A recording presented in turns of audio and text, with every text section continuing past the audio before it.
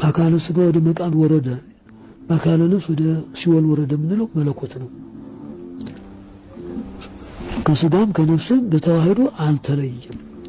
ሞተ የሚባለው ነፍስ ከሥጋ የመለየት ነው እንጂ መለኮት በተዋህዶ ከሁለቱም አለ።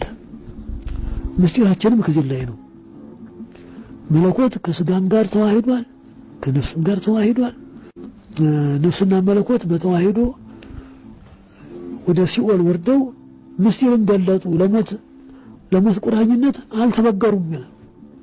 ሞትን በጣጠሱት፣ እንደ ሳሙና አቀለጡት ይላል። የሐዋርያት ሥራ ምዕራፍ 2 ቁጥር 21 ላይ መለኮት ከሥጋም ከነፍስም በተዋህዶ በአንድነት ሳለ በአካለ ሥጋ ወደ መቃብር ወረደ፣ ሙስና መቃብርን አጠፋ፣ ፈርሶ በስብሶ መቅረትን። በአካለ ነፍስ ወደ ሲኦል ወረደ። 5500 ዘመን የታሰሩትን ነፍሳት በሙሉ ንውጥ ብሎ ከጨለማ ወደ ብርሃን፣ ከሞት ወደ ሕይወት፣ ከሐሳር ወደ ክብር መለሰ። ዲያብሎስን በመስቀል ላይ ወጋው። ክርስቶስ ሲቸነከር ዲያብሎስ ይሰማዋል አለ። ስለዚህ በመስቀል ተወግቶ ከእያንዳንዱ የሰው ልቡና ተፈንጥሮ ወጣ።